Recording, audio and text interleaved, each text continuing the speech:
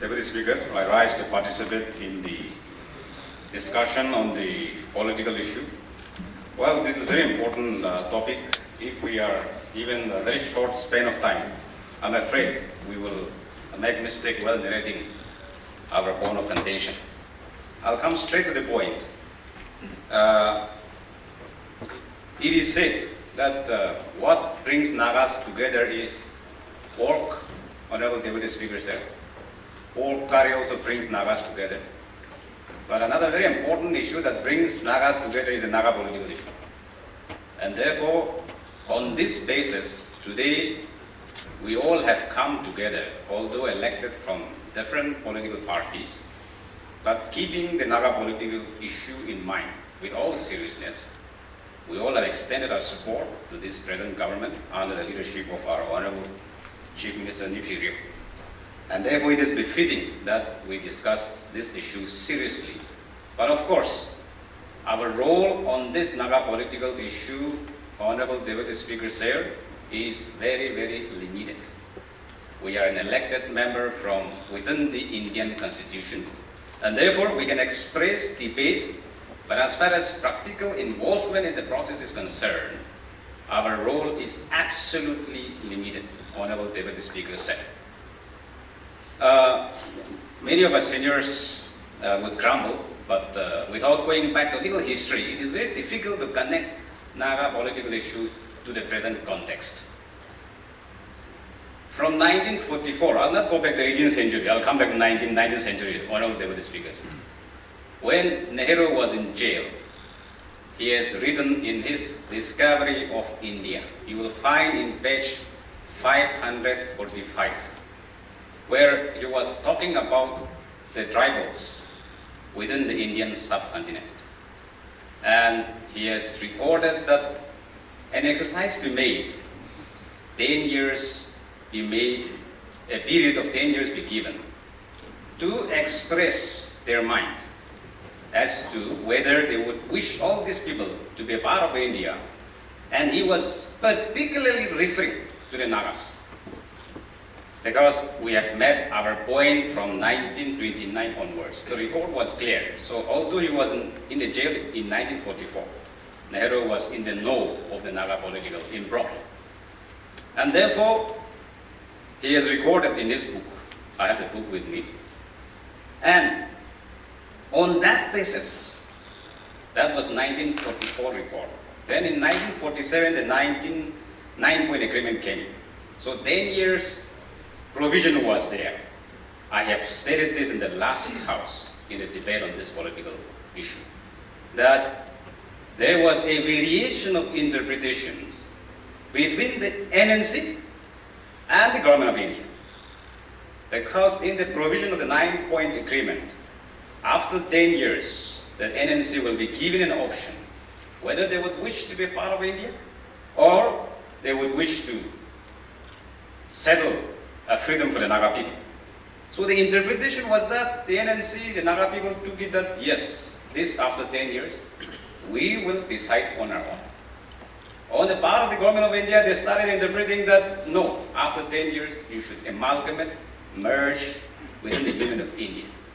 So that variation, the conflict of interest in the interpretation came in. Now if we come back to the present context, as far as the 17 November 2017 agreement is concerned, that is the agreed position between the government of India and the NNBGs. They have umpteen times told us that they are ready to sign. It is all agreed upon, because the word itself is already agreed position, and they have stated this on numerous occasions. But where has the bone of contention comes in? The NSCNIM, their framework agreement with the government of India. Now, the interpretation comes in here. To the mind of the NSCNIM, they keep saying that we have never surrendered our rights, our sovereignty, because in the framework itself, if you go through very thoroughly, in the middle portion of the agreement, you will find sharing of sovereign power. Honorable Deputy Speaker, sir. Where does sovereign, the word sovereign comes in? Sovereignty comes in. And that is what we are talking. So, in their interpretation, they are telling us, they are telling the world that, look, we have not surrendered the sovereign power of the Naga people. Now the government of India is trying to interpret in such a way that there is a state list, there is a union list, there is a concurrent list in the 7th schedule of the Indian Constitution. Well, I'm afraid if we started interpreting from that context, it will be wrong. Because the NSA and I am understanding is that this framework agreement is outside the Indian Constitution. And this is where, like that of the 9-point agreement, the present framework agreement has reached that kind of deadlock in the interpretation.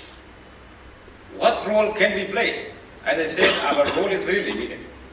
We have been enunciating, expounding that we are playing the role of only facilitator. We have adjectivated with active facilitator. That's correct. And we will continue to do that. I think we cannot go beyond that. If we try to interfere beyond that, we will end up like that of the 1960s agreement, where in interim period for 3 years, after that from 1st of December 1963 onwards, the statehood was given. Who has signed that, Deputy Speaker, sir? The mediator. They go in between, turn into a signatory. There, everything went wrong. The NNC said, no, we're not a part of this. So the struggle, the conflict continues. Because the main contenders were not a part of the signatories.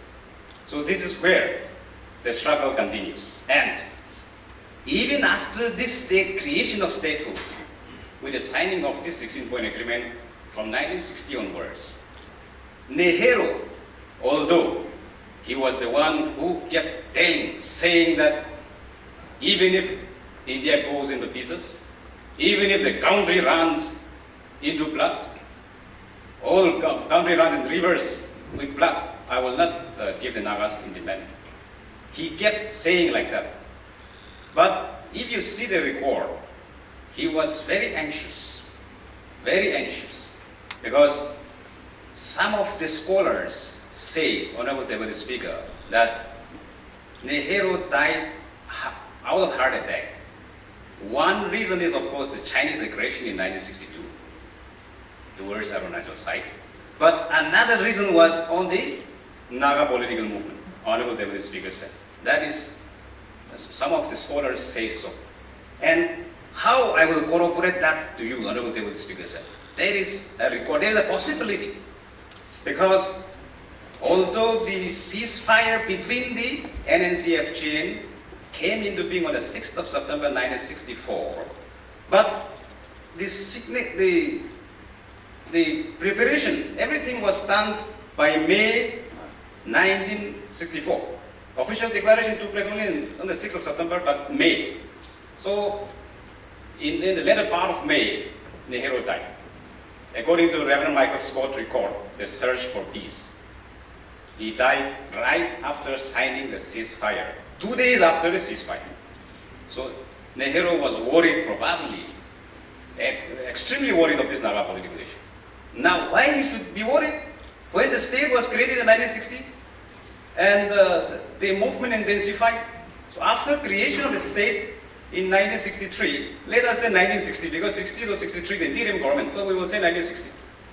So 60, after 4 years also, he was engaged with the Naga political issue, his mind, and he has engaged people in the person of Jayaprakash Narayan, Reverend Michael Scott, and E.B. Chale. These were 3 people who were engaged to tackle the Naga people. Now, in that record, Nehru was anxious, and according to Michael Scott, what he was trying to say was, Nehru was, when the ceasefire was first mooted, Mr. Nehru, just a short sentence, Honorable Deputy Speaker, sir. Mr. Nehru had promised that if cessation of operation could be arranged, he would preside at the talks himself. he was saying that even if blood runs like red throughout India, he will not give independence to the Naga people. Now in 1964, he is saying that he has told Reverend Michael Scott that if secession of operation could be arranged, he would preside at the talks himself. Honorable Deputy Speaker, sir. He had also expressed, he means Reverend Michael Scott, referring to Nehru. He had also expressed interest in the suggestions I had made, means Reverend Michael have told him, a mix into Naga commission, which would be qualified to deal with many aspects of the Naga problem, constitutional, sociological, anthropological, and the political aspects vis-a-vis Naga politics and Indian Union politics. So all these words encompassed what we were looking for. And Nehru was interested. Nehru was interested to tackle the Naga political issue by himself, even after creating this statehood. Honorable Deputy Speaker, sir. Now, the conflict of interest have come in. How many prime ministers have handled this issue so far? The present issue, I'll not go into Indira Gandhi times, Nehru, now come back to the present one. Rajesh Pilot was the minister in charge of internal security affairs during the Congress regime. Narasimha Rao was the prime minister. He has personally entrusted Rajesh Pilot to talk to this NSA and IM leadership. Looking for them. They were not in India, looking for Taiwan. I have also experienced by myself, prior to 1997, the present ceasefire came in with effect on 1st of August 1997. So prior to that, I was in the organizations, various organizations. So a lot of factional clash, killing within Naga family also. Then also, the more worse was fighting with the Indian forces, Indian paramilitary forces within Naga national group. So we go looking, picking up dead bodies. I know lots of situations. But after the onset of the ceasefire, we have, of course, we are enjoying a little bit of peace. Now, if I know we all are frustrated with the mushrooming of the factions, but if we mood an idea that for an elected member like us, that okay, we go without ceasefire, then I think the situation will be very grave. And therefore, to my mind, we will play a very active role as a facilitator, but not as a participant to the ongoing dialogue. Honorable Deputy Speaker, sir, I would like to insist that as far as our role is concerned, what more can we do? I have stated this in the past assemblies also. Under Article 3 of the Indian Constitution, it is permissible for us integration of the Naga areas, because state borders boundaries can be altered. It can be decreased, it can be increased. So these are within the bound of our discussions, our domain, where we can adopt a resolution. And therefore, even today, Honorable Deputy Speaker said, I am appealing to you, to your chair, that out of this discussion, we must reiterate our earlier resolutions, 6 resolutions that we have adopted in 1960, in 1970, 94, in 2003, in 2015, and in 2018. After 2023 election, we have not reiterated our resolutions. I feel guilty to our people, and therefore, I will insist to our Leader of the House, Honorable CM also, and to you, that we must reiterate, adopt the resolution again. We are all aware of our ENBO demand also. That is also one part of this integration of the Naga areas, and therefore, taking all this, encompassing all this, we must reiterate, this House must reiterate integration of the Naga contiguous areas, which is permissible within the purview of our House. Now, I'm just concluding, which Achumbemo has slightly mentioned, how the present factions have come up. Indian intelligence is actively involved. After the 1951 plebiscite, Honorable Deputy Speaker sir, this is the book compilation, My Years with Nehru, P.N. Maluk. He was intelligence chief, very close to Pandit Nehru. Just one sentence.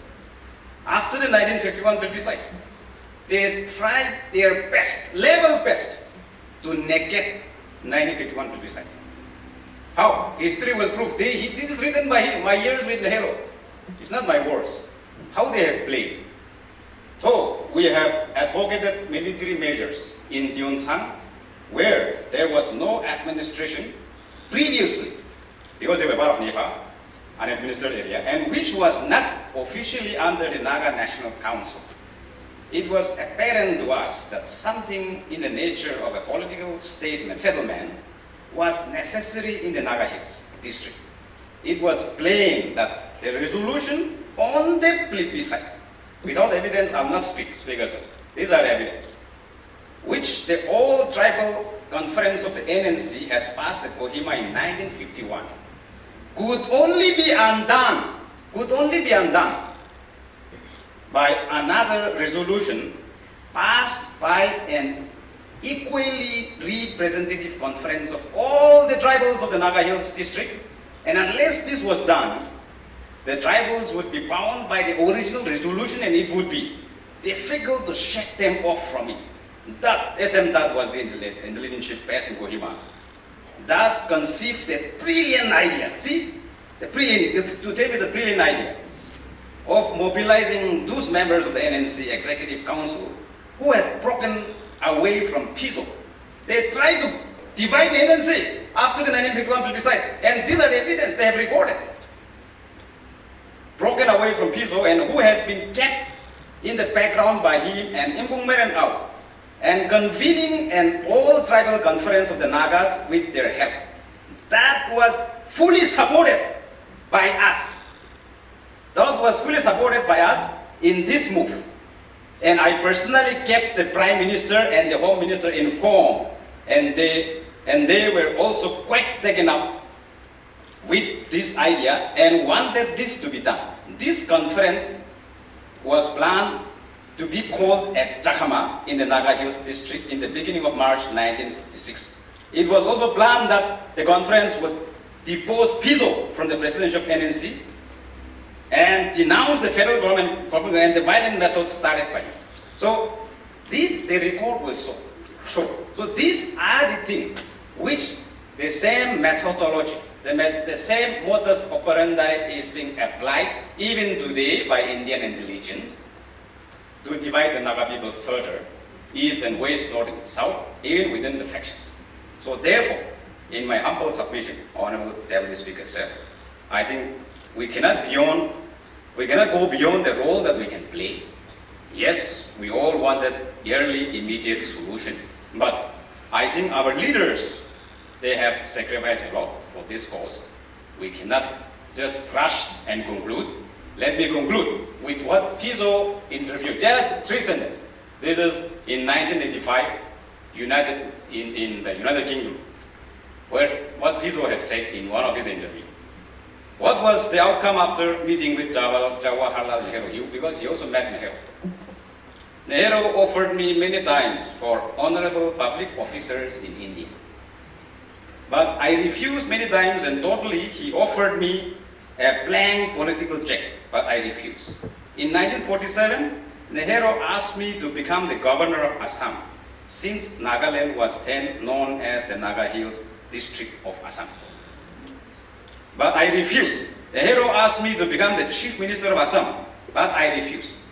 And again, in 1952, Nehru asked me to become the president of India, but I flatly refused.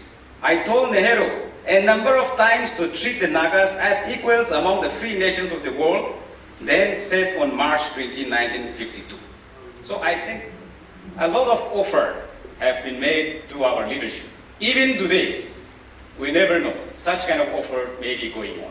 But the leadership knows better how to bring an honorable solution for our Naga people. We can only play a limited role of an active facilitator. I think we must confine to that while putting across our point of view on this issue. Thank you for the time, Interpreter speakers.